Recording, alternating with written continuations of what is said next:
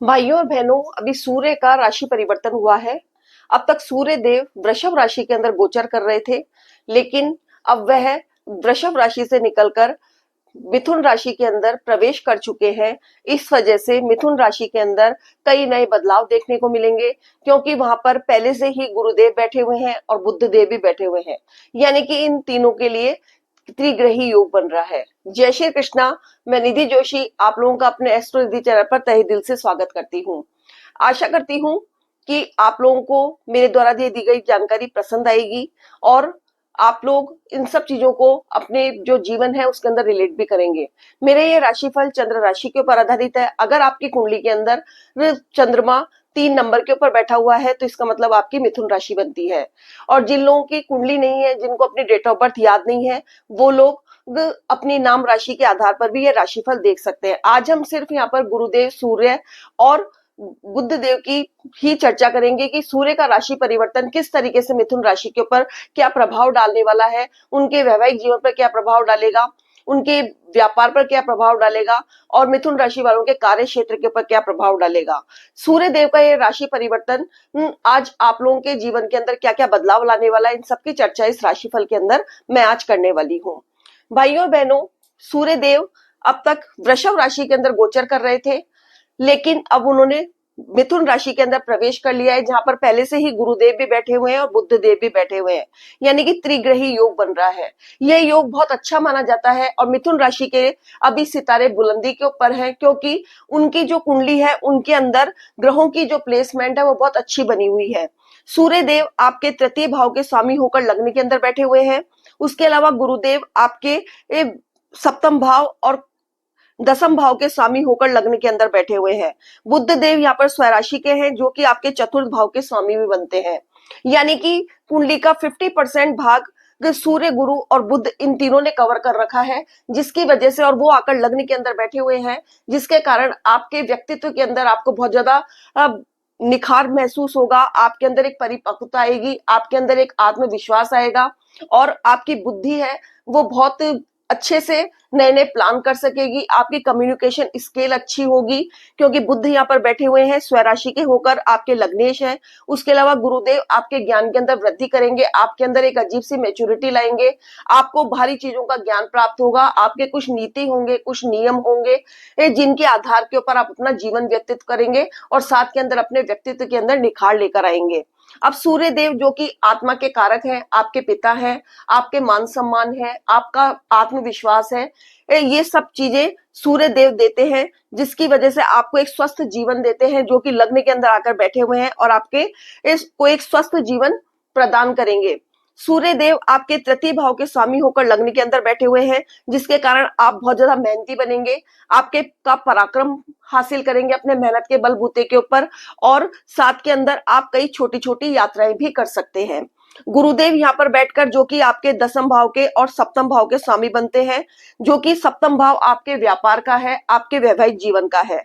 वैवाहिक जीवन आपका सुखमय रहेगा, क्योंकि गुरुदेव की 7वीं दृष्टि आपके वैवाहिक जीवन पर जाएगी, जिसकी वजह से आपका जो वैवाहिक जीवन है वो बहुत सुखमय रहेगा। आप दोनों के बीच अच्छा सामंजस्य बनेगा और आप दोनों के बीच अब तक कोई यदि कोई मनमुटाव वगैरह चला रहा था, उसके अंदर आपको बहुत अच्छी सुखमय जीवन प्रदान करने वाले बनेंगे गुरुदेव। इसके अलावा बुध भी आपके व्यापार का भी, ये आपका घर है सप्तम भाव, तो व्यापार के अंदर बुध देव व्यापार के कारक हैं। इसकी वजह से बुध देव आपके व्यापार के भाव के ऊपर दृष्टि डालेंगे। गुरुदेव भी डाल रहे हैं और सूर्य देव भी डाल रहे हैं, तो इस वजह से आप अपने व्यापार के अंदर बहुत अच्छी प्रगति करेंगे, धन की प्राप्ति करेंगे। आपके जो व्यापार है उसके अंदर पार्टनरशिप के अंदर यदि आप व्यापार कर रहे हैं तो आप दोनों के बीच बहुत अच्छा सामंजस्य बना रहेगा। आपको अपनी प्लानिंग के आधार के ऊपर अपने व्यापार को बहुत आगे तक ले जा सकेंगे और आपको धन की प्राप्ति भी ये कराने में आपको सहयोग देंगे। इसके अलावा आप अपने व्यापार से संबंधित कई छोटी छोटी यात्राएं भी कर सकते हैं, जो कि आपके लिए बहुत ज्यादा फलदायी होने वाली है। उसके अलावा गुरुदेव की दृष्टि आपके व्यापार के भाव के ऊपर पड़ रही है, सूर्य की दृष्टि आपके व्यापार के भाव पर पड़ रही है और बुध के आपके व्यापार की के ऊपर आपकी दृष्टि सीधी 7वीं पड़ रही है। इस वजह से व्यापार के अंदर आपको आशातीत प्रगति और अप्रत्याशित लाभ प्रदान करने के अंदर ये तीनों ग्रह आपके सहयोग करेंगे।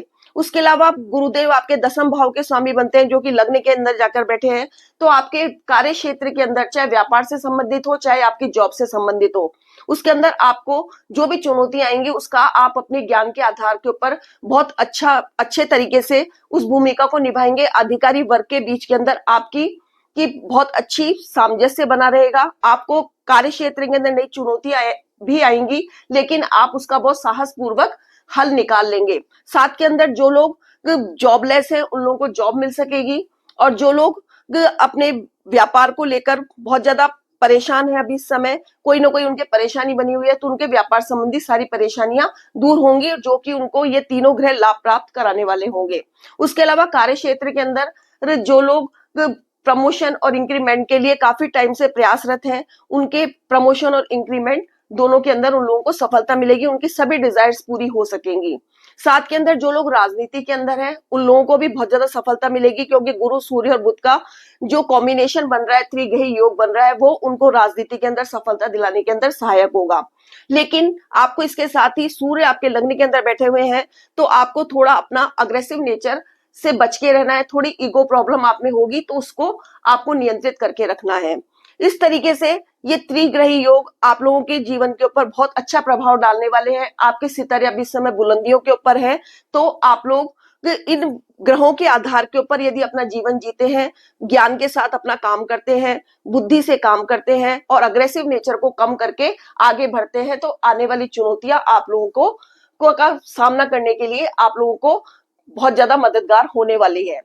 तो इस तरीके से मिथुन राशि वालों का अभी जो समय चल रहा है, बहुत सितारों उनके जो सितारे हैं बहुत बुलंदियों के ऊपर है। लेकिन आप लोगों को इस बात का भी ध्यान रखना है कि कई लोगों के प्रश्न आते हैं कि हमारे साथ तो आपने जो बताया ऐसा हो ही नहीं रहा है, तो फिर आप किसी अच्छे ज्योतिष से परामर्श लेकर अपनी कुंडली का विश्लेषण करा सकते हैं, क्योंकि ग्रहों की प्लेसमेंट भी ये गोचर के ऊपर, जो अभी गोचर में ग्रह चल रहे हैं उनके ऊपर बहुत कुछ निर्भर कर रही है। उपाय के तौर के ऊपर आप लोगों को सूर्य देव को अर्घ देना है।